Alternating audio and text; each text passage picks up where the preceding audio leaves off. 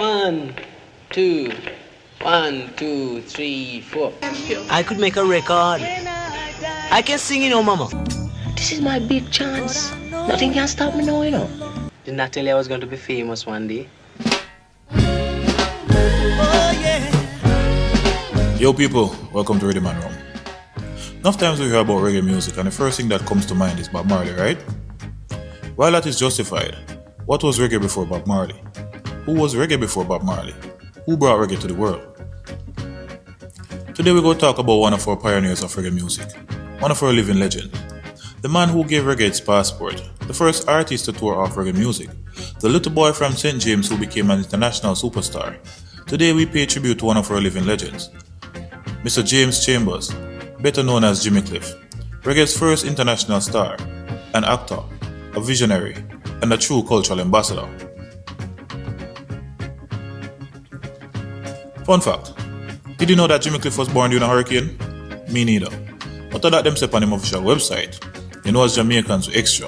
The story not go nice unless we add a little spice to it. Them say born in a storm, so that we are work with. Jimmy Cliff is from the Somerton district of St. James. If you don't know Somerton, Somerton is about 20 minutes outside of Montego Bay. Born James Chambers, he was one of 9 kids raised in a Christian household. Jimmy's father was a tailor by trade, but when he wasn't making clothes, he was always singing. Was he a good singer? Who knows? At a young age, Jimmy started to create his own music.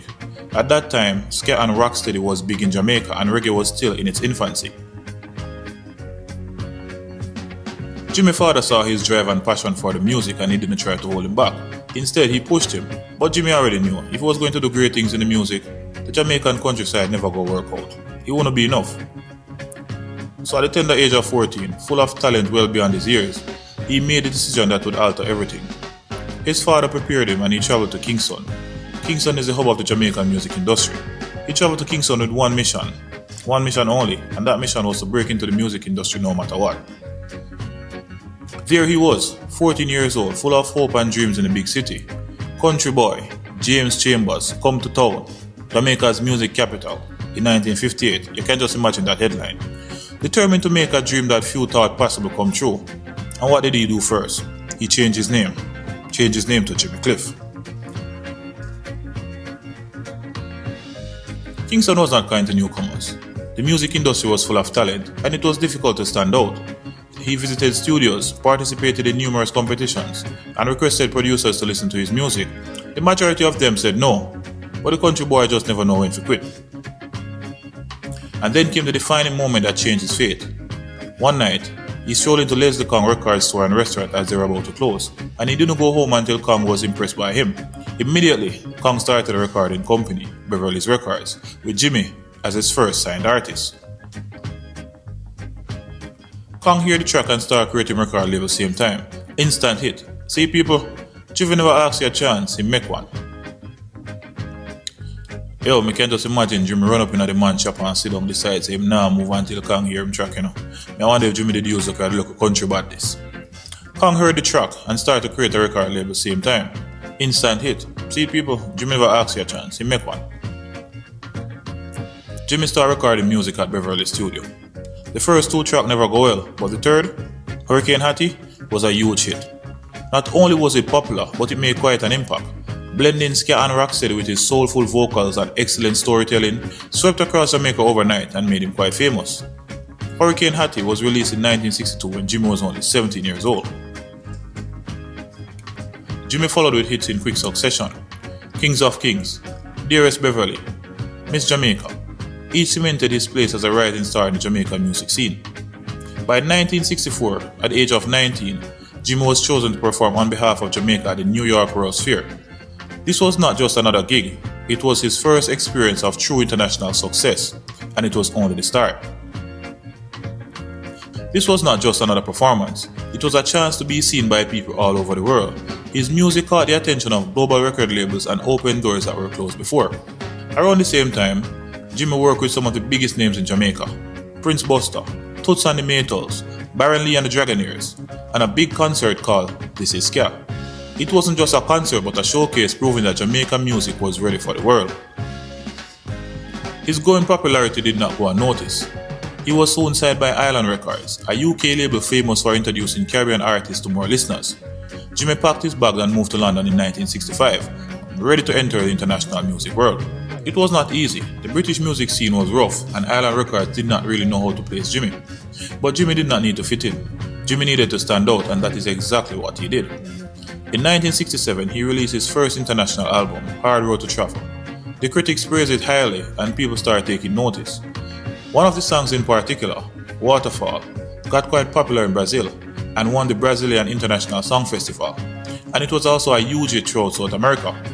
That moment was Jimmy's first true experience of being globally known. In 1969, he released the track Wonderful World, Beautiful People. That tune was filled with good vibrations and catchy melody. It was very popular on the charts everywhere around the world. For many people, it became a song of peace, unity, and hope. It was a hit. It showed that reggae was something that anyone around the world could identify with. Yet, despite all the success, nothing could have prepared Jimmy for what was to happen next. One, two, in 1972, he had a role that defined his career in the entire reggae movement. Ivanhoe Martin was his role in The Harder They Come, a film that presented the true story of a young man pursuing music aspiration in Kingston, only to be halted by the corrupt system that drove him towards crime. Jimmy also performed and wrote the soundtracks for that movie. Songs like The Harder They Come, Many Rivers to Cross, and You Can Get It If You Really Want were not just background tracks, they were the very essence of that film. When the movie was released in 1972, they didn't just release a movie, they released a cultural landmark. The Harder They Come burst onto the screen like nothing Jamaica has ever seen before.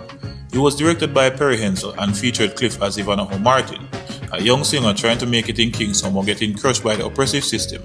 It was raw, real, and uncompromising. The film began playing at a cinema in London's Notting Hill area on September 1, 1972. It drew large audiences and stunned people. Others outside of Jamaica was getting reggae for the first time, and they were getting it straight from the horse's mouth. The soundtrack, a masterpiece. It peaked at number 140 on the US Billboard 200, which doesn't necessarily sound like a top spot, but for a Jamaican film album in the 1970s, that was unheard of. More significantly, it became one of the most influential reggae albums ever.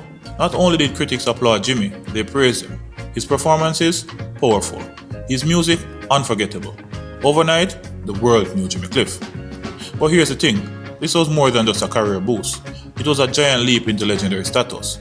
The Harder They Come didn't open doors, it broke them down.